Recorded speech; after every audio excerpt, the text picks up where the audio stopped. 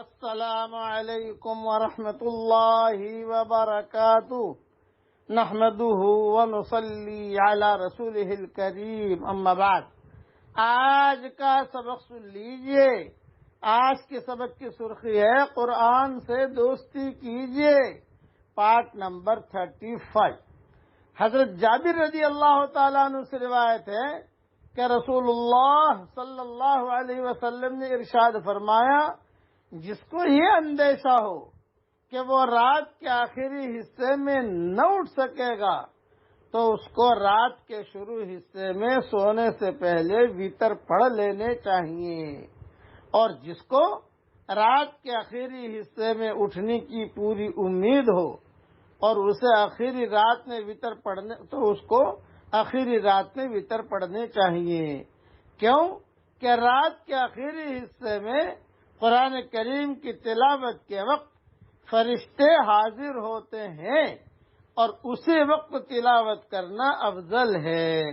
یہ حدیث ترمذی میں ہے۔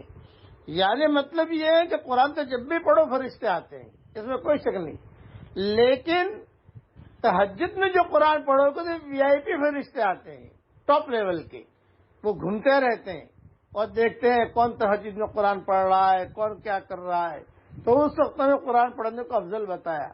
اچھا تو یہ ہے کہ آدمی آخری وقت میں تہجد کے ساتھ پہلے وتر پڑھ لے، پھر تہجد کی رکعتیں پڑھ لے، لیکن یہ کبھی سستی ہوتی ہے، کبھی کبھی آدمی اٹھ نہیں سکتا تو جب پہلے پڑھ لے، لیکن آپ صلی اللہ علیہ وسلم کا معمول جو ہے یہ اخیر میں پڑھنے کا تھا، اور سلف صالحین کا معمول بھی وتر تہجد کے ساتھ پڑھتے تھے۔ میرا بھی یہی معمول ہے کہ میں وتر جو ہے تہجد کے ساتھ پڑھتا ہوں، اس کی وجہ سے تہجد کی بھی توفیق مل جاتی ہے اور قرآن شریف پڑھنے کی بھی توفیق مل جاتی ہے۔ صبح صادق سے تقریباً 1.5 گھنٹہ پہلے آدمی کو اٹھ جانا چاہیے، تو قرآن بھی اچھی طریقے سے پڑھ لے اور جو ہے وتر بھی پڑھ لے، تہجد بھی پڑھ لے، اور فجر کی نماز جماعت کے ساتھ پڑھ کر اپنا جو ہے پھر آرام کرے آدمی عشاء کے بعد۔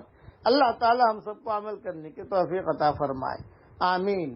بلکہ آخری وقت میں تو اگر 1.5 گھنٹہ پہلے نہیں اٹھ سکتے، 1 گھنٹہ پہلے اٹھ جاؤ، 1 گھنٹہ پہلے نہیں اٹھ سکتے تو آدھا گھنٹہ پہلے اٹھ جاؤ، کچھ نہ کچھ قرآن شریف کی تلاوت تہجد کے وقت میں پڑھ لو، اس کا نور ہی الگ ہے۔ ان قرآن الفجر کان مشہودا، یہ کہا گیا کہ ان قرآن الفجر کان مشہودا، اس لیے اس کا اہتمام کرو، کیجئے کہ تہجد کے وقت میں ہم قرآن شریف پڑھیں۔